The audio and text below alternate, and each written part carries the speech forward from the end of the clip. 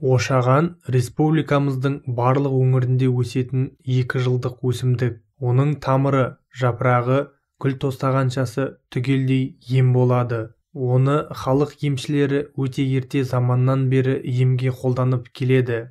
Жапырақтарының диаметрі 50 сантиметрге, сабағының биіктігі 1-2 метрге дейін өседі.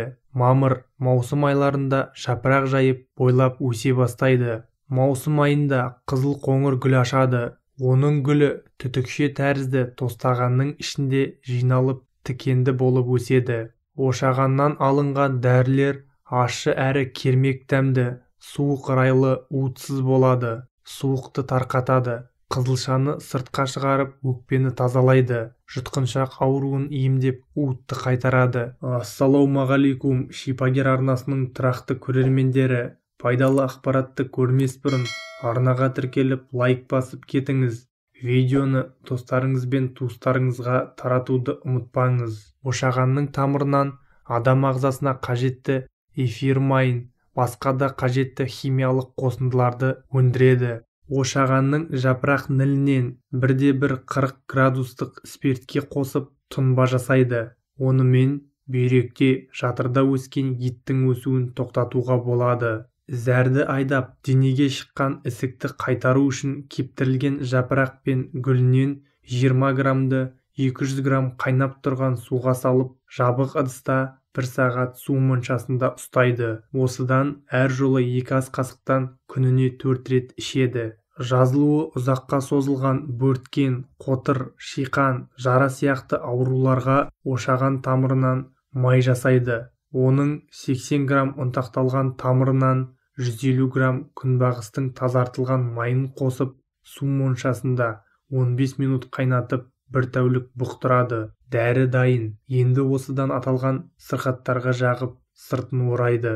Асқазан, шектердің жұмысын реттеуге, шаш түбін бекітіп, қайта өсіруге 15 грамм тамырын 250 грамм қайнап тұрған суға салып, 20 минут су моншасында ұстайды. Осыны 1 ас қасықтан күніне 4 рет ішеді. Буындардың сырқырап ауру кезінде ошаған тамырынан 25 грамм, иттікеннен 20 грамм, жабайы жоңышқадан 20 грамм, көкемаралдан 20 грамм, бәрін қосып 1 литр суға салады да су моншасында 15 минут ақырын қайнатады. Осыдан таңертең аш қарынға 3 ас қасық ішеді. Қалған суынан жылыдай ауырған орынға компресс жасайды. Түрлі бөрткен, қотырларға 75 грамм, тамырға 200 грамм тазартылмаған күнбағыс майын құйып 1 сағат бойы қыздырады. Жабық ыдыста 3 тәулік тұндырады. Осыдан соң сүзіп алып қоңыр ыдысқа құяды да аталған сырқатқа жағу арқылы емдейді. Бет-ауыздың ісінуіне тамырдан 20-30 граммды 30 грамм суға 15 минут ақырын қайнатып 1 сағат бұқтырады. Осыны ас алдында жылдай бөліп ішеді. Күніне 3 рет. Омырау безінің қабынуына кептірілген жапырақтан 15 граммды суға қайнатып ішеді. Алқым безінің ісінуіне ошаған тамырынан 20 граммды 300 грамм суға қайнатып 40 минут бұқтырады.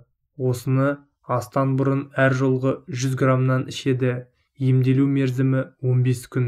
Көбінесе балаларда болатын аурудың бірі қызылша. Ол алғаш біліне бастағанда 10 грамм ошаған тұқымы, 10 грамм жалбыз, 20 грамм жыңғыл гүлін қайнатып ішеді. Бұл аурудың жеңіл өтуіне көмектеседі.